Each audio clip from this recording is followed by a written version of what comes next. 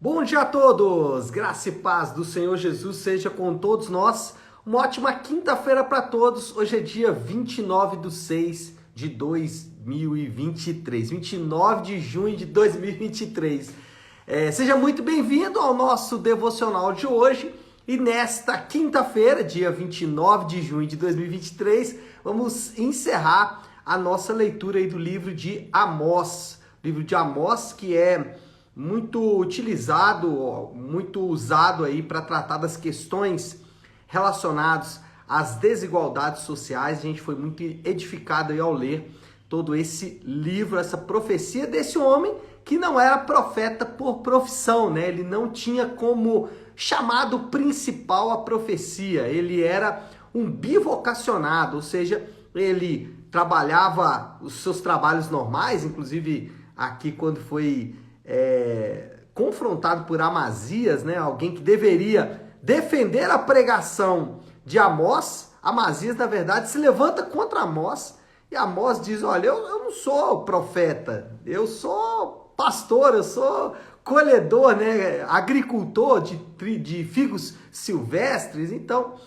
não era bem o trabalho central, a vida central de Amós. Mas vamos falar um pouquinho aí desse encerramento da profecia de Amós. Naquele dia é o tema. Por quê? Porque o versículo que vamos meditar, que é o versículo 11 do capítulo 9, começa dizendo exatamente: naquele dia levantarei a tenda caída de Davi, consertarei o que estiver quebrado e restaurarei as suas ruínas. Eu a reerguerei para que seja como era no passado. Assim começa Amós o seu encerramento, assim inicia o encerramento dos discursos registrados de Amós. Por que os discursos registrados? Porque talvez ele possa ter feito outros discursos, outras pregações fora desse período, mas inspirado por Deus foram apenas esses.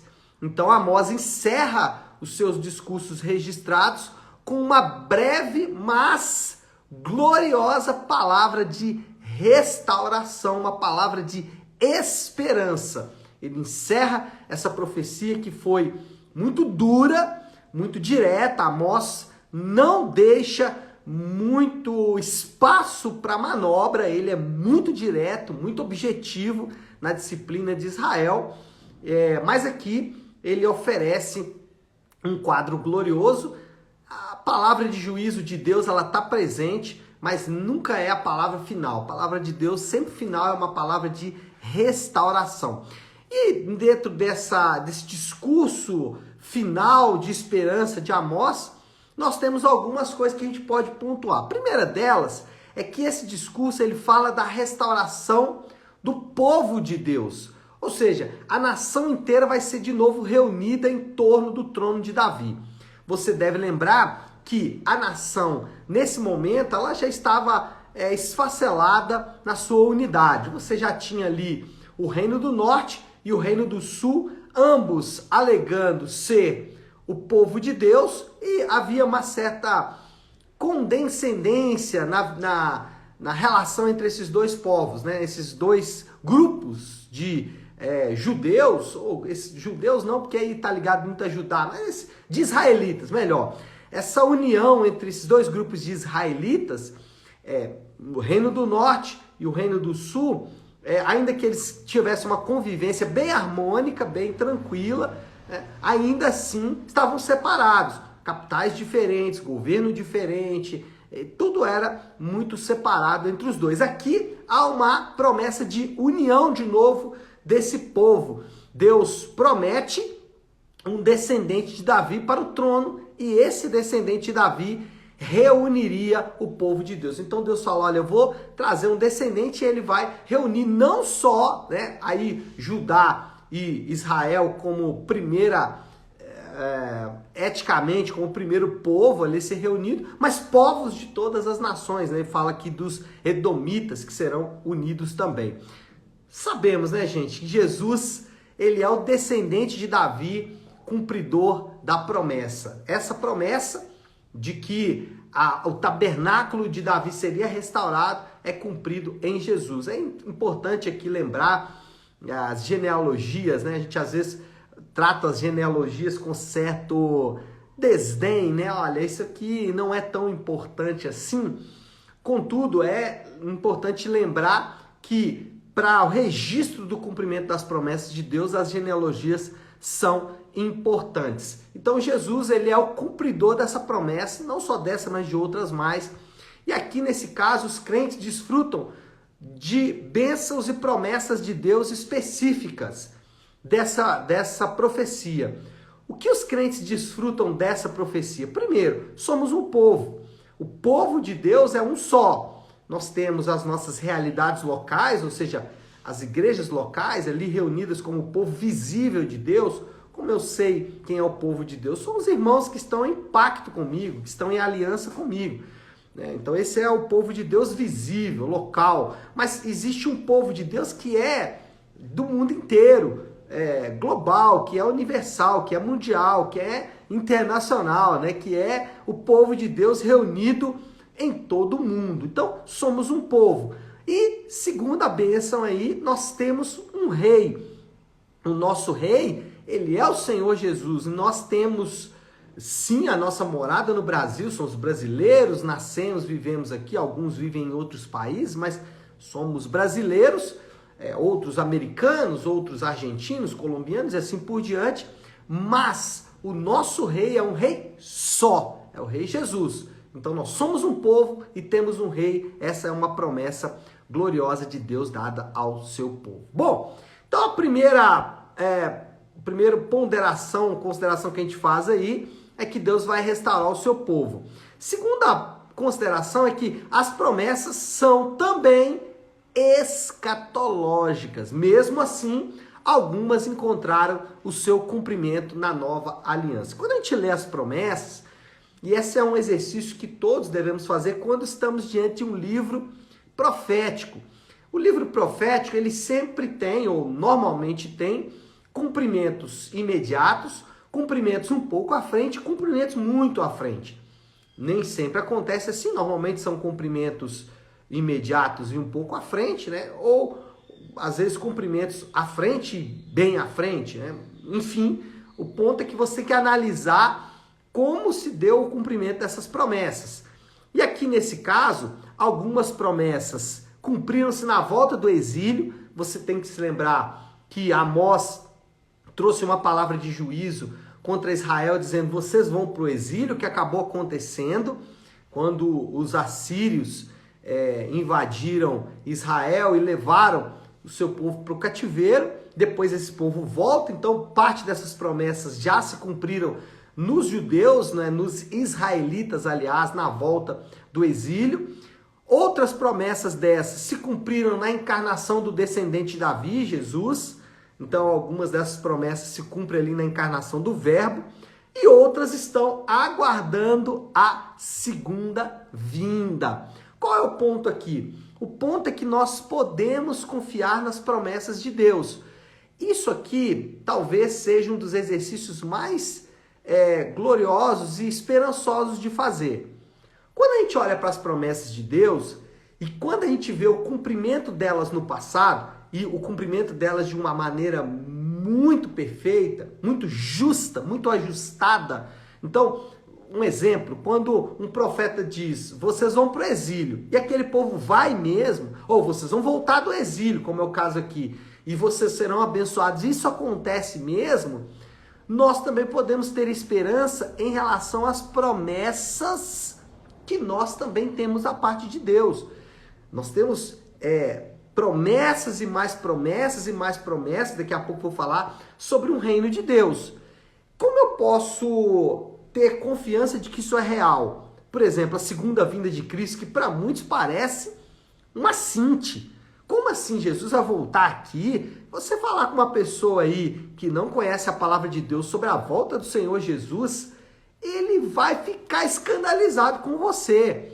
E por que a gente pode confiar nessa promessa? Por exemplo, outra promessa de que os nossos pecados serão perdoados e que viveremos eternamente em gozo eterno, em alegria eterna. Como posso confiar nessa promessa? Eu posso confiar nessa promessa por quê? Porque, primeiro, algumas delas já se cumpriram me dão confiança de que se algumas se cumpriram, eu não tenho motivos para desconfiar do cumprimento das próximas. Então, as diversas promessas que temos, não só na antiga aliança, como na nova aliança, essas promessas nós temos a confiança de que elas se cumprirão porque outras já se cumpriram. E isso nos dá uma segurança muito grande. Mas além disso, nós temos também um outro ponto. Aquele que prometeu é fiel.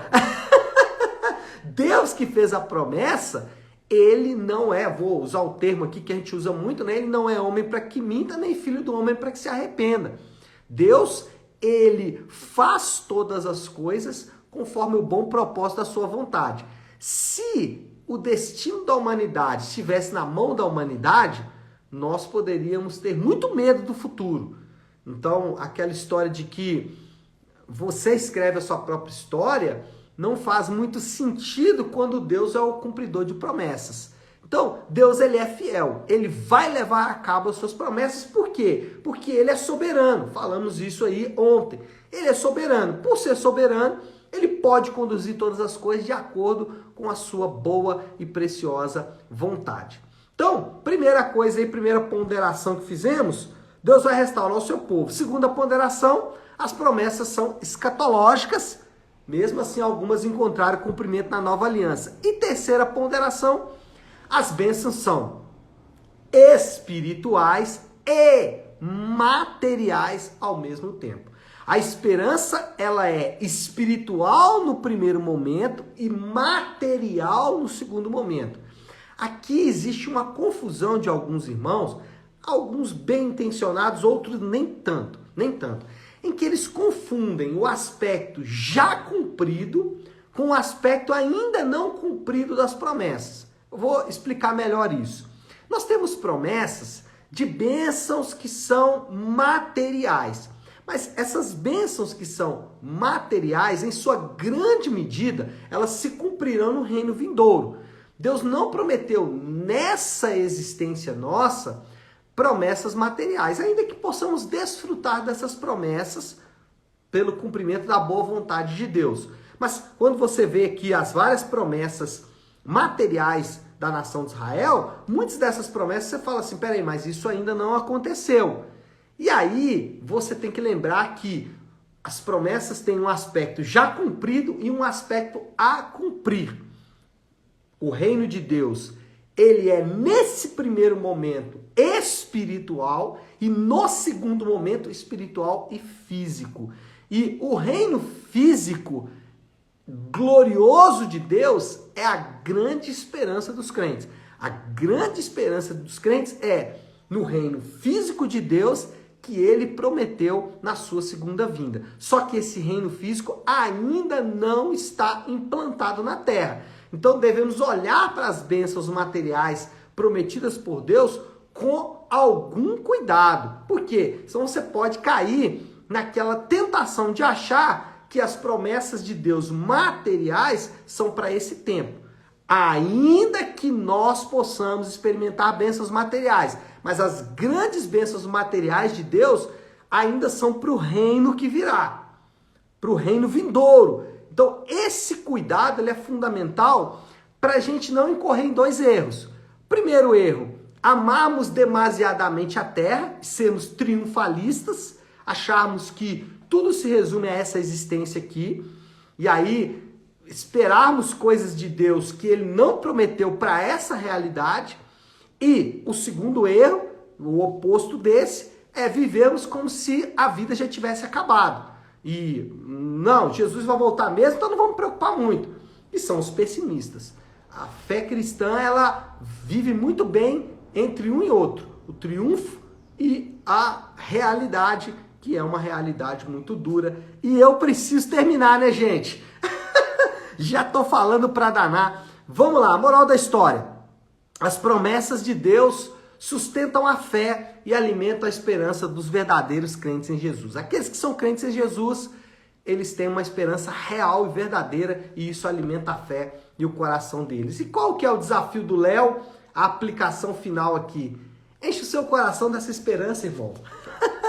Para de ter esperança em coisas que são falíveis, como governos, economia, saúde, família, coisas que são até boas, como disse agora a família, dinheiro, né? Para de colocar sua esperança nessas coisas. Nós enchemos o nosso coração de esperança no reino glorioso do nosso Deus. Essa é a nossa esperança. Enquanto isso, vivemos a vida na terra como o Senhor nos mandou viver. Tá certo, meu povo? É hora de orar, né? Vamos fazer isso? Se você puder, pare um instante o que está fazendo e vamos juntos buscar a Deus em oração. Querido Deus, Pai de amor e graça, Tu és o Deus das promessas. Promessas feitas, cumpridas e que ainda se cumprirão. E essa é a nossa esperança, nas grandes promessas do Senhor. Promessas, meu Pai, que enchem o nosso coração de esperança. Não uma esperança vazia ou uma esperança sem sentido, mas uma esperança real, verdadeira.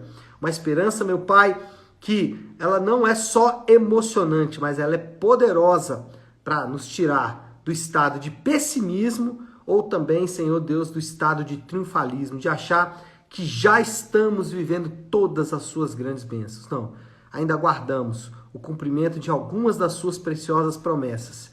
E isso nos enche de esperança. Obrigado, Deus, por tua palavra. Assim oramos em nome de Jesus. Amém. Amém, meu povo. Bom, então é isso. Nós vamos ficando por aqui. Que Deus te abençoe. Uma ótima, excelente quinta-feira para todos. Fiquem com Deus.